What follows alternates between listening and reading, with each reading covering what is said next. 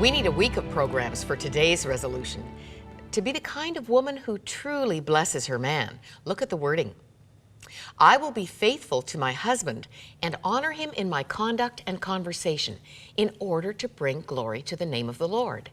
I will aspire to be a suitable partner for him to help him reach his God-given potential. Priscilla Shirer has been making this her goal for 12 years. I'm sure you have been fulfilling your husband for 12 years. I Priscilla. can tell you beyond a shadow of a doubt that there have been several seasons of our marriage where I have not been fulfilling my husband in the way that he would like to be fulfilled. And I think if you were to just ask your husband, in fact, that's the best way to figure out how to fulfill your man, is to just say to him, what is it that you need to feel loved and admired by me? I bet we know what will be at the top of all of their lists. I'm pretty sure we could I bet we do. Yeah, I'm pretty sure we'll be clear on that.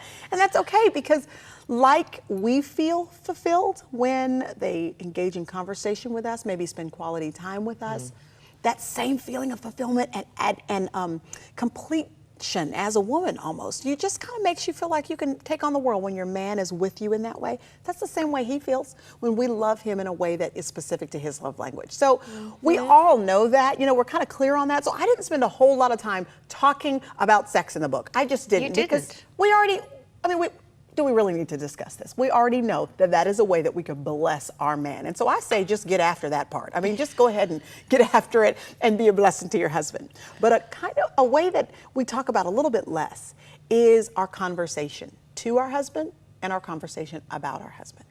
If you were having a conversation, especially in public is really the issue, isn't it? If you're having a conversation with another girlfriend and the two of you are chuckling in a corner, is your husband for sure that that conversation is not about him? Will he know, just because of the confidence that he has in you as his wife, as someone that's got his back, can he be assured of the fact that that conversation, that little giggle between two women, he knows his wife is not talking about him behind his back? Is he that secure in you? He should be that secure in us. That's a way that they are fulfilled, when they know that their wives are honoring them, not only in their conduct, but also in their conversation. And this is so amplified when you highlight the man's two greatest fears. Absolutely. And listen, I did not come up with these fears. One of my friends and mentors, Miss Kay Arthur, who's been teaching the Bible for 50 years. I mean, goodness gracious, she's just a treasure. She said this to me once. She said, Priscilla, a man's greatest fears, two of them, the fear of being controlled by a woman and the fear of being found inadequate. Well, when you know going into a relationship with your husband, or currently in a relationship with your husband, when you know up front that those are his two fears, that somebody's going to figure out he's inadequate or that he'll be controlled by a woman, then you can go into your relationship and spend your time trying to dispel those fears, to let him know that you do not want to control him, that you trust him, that he is your hero, that you really believe he can accomplish the task at hand, even if you do have some reservations about that, even if you do think you might be able to handle something better than he can. When you dispel his fear, you will find that the repercussions of him knowing that you believe in him and don't want to control him, but want to honor him and place faith in him, the repercussions of that really come back on you 100-fold, of a man who really feels like he's married to a woman that believes he's capable.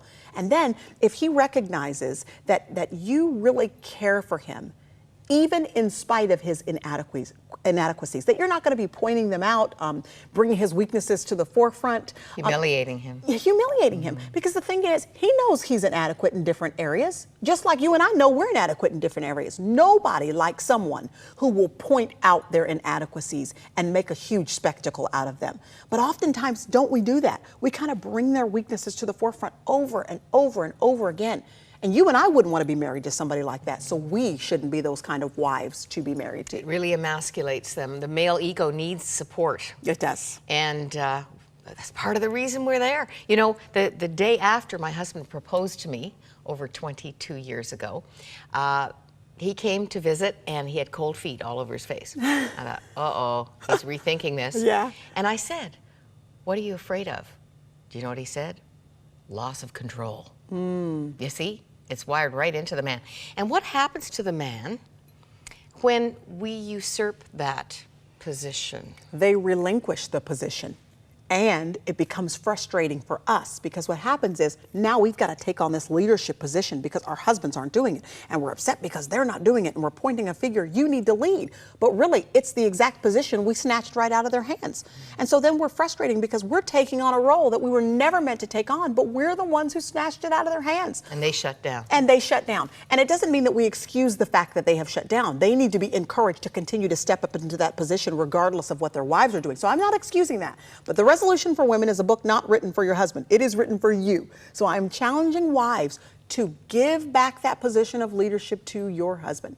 It's now, going if to be he's hard. showing no signs of initiative, Right. no interest whatever in whatever aspect of leading, Yes.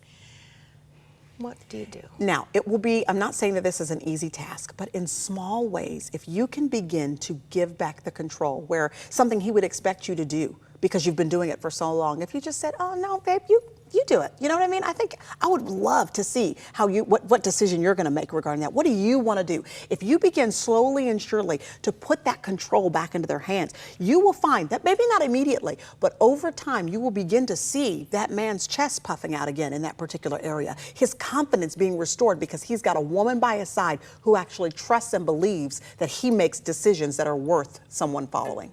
You have a 24-hour challenge on page 196. I do. Do you need to look at it to deliver? No, I it? remember the challenge because it was my own personal challenge for myself. It was so hard. And it was for 24 hours not to correct or criticize or try to revamp any decisions that your husband makes. So this means even in small things, if he's the one choosing what restaurant to go to dinner, you don't say, I don't really feel like that, let's go somewhere else. Or, here's the hard one, Moira. It's when you're driving in a car and you know that the route that they are choosing is the longest possible route to get to the destination. And you know that there is an easier route. It is restraining yourself for 24 hours from telling that man how to get there and where to go, but allowing him to choose his own path. Or he gets your little girl dressed and it's a disaster. But you don't correct it. You don't put it all back together. You don't get a new outfit. You just let everything be. Now, I got to tell you, I had a friend who did this for 30 days. And she did it for the hardest 30 days of the entire year. It was over the Christmas. It was like over December. Oh no. For 30 days. Pressure season. Oh my gosh, there's so many decisions to be made, Christmas pictures to decide on. She let him make all the decisions. And in doing so, it was so hard for her, but in doing so, she saw her husband's confidence rebuilt in the fact that he believed that he had a wife that trusted him. Beautiful. And the result of that on a marriage is staggering. There is nothing better than a man that actually feels like one. Ooh. When you're married to a man who feels like a man, the effects of that they're going to benefit you. It's not really about him. In the end, it's about you. You win. Yeah, you win. When a man feels like a man, the passion, the intimacy that we so desire, all of that ripple effect comes back on us because a man likes to feel like your hero, like your guardian, and like your protector. And so if you'll give him back the reins of leadership, you will see that you will begin to feel like the woman that you really want to feel like in the relationship. Won't be easy, but it'll be worth it. Now, I have to squeeze in one goodie from this section. Okay.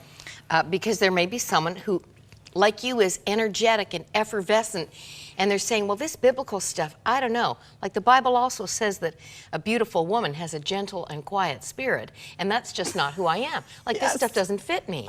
Oh. That was a problem for you too. It sure was. I was thinking God was not being fair when he wrote that passage or had that passage written in 1 Peter because, I mean, there is nothing quiet or gentle about me. And so I thought, well, God, if you didn't make my personality this way, why in the world would you expect that out of me? That's not fair. But if he has it written, that means it is possible by his Spirit for every single one of us, regardless of what our personality currently is, to be able to subject ourselves to that particular standard.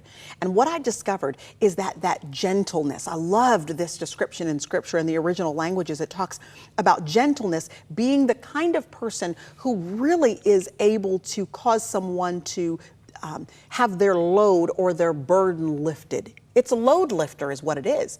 If we go into our relationship with our husbands realizing that today my responsibility is to lift the load. I'm a load lifter. Mm-hmm. What do I need to do? How can I use my personality in a way that is conducive to him, helpful to him, helps to lift the burden that he's so carrying as the leader of this home, the protector of this home? Man, he's got a lot on his shoulders, and so do you, my friend. But our responsibility is to be the load lifter to that guy. What can I do to be a blessing to him to lift that burden off of his shoulders just a little bit so that what he's carrying isn't so heavy? Just a taste of the insights. Every page is yummy. And I can say that for both books, The Resolution for Men, The Resolution for Women. Take a look at this. I want to know what God expects of me. The Resolution for Men by Stephen and Alex Kendrick strategically inspires men to reconcile with their past, re-engage in their present, and move forward with a bold resolution for the future. The Resolution for Women by Priscilla Shirer challenges all women to be intentional about thriving in God's calling on their lives, to bless and change things in their world for the better.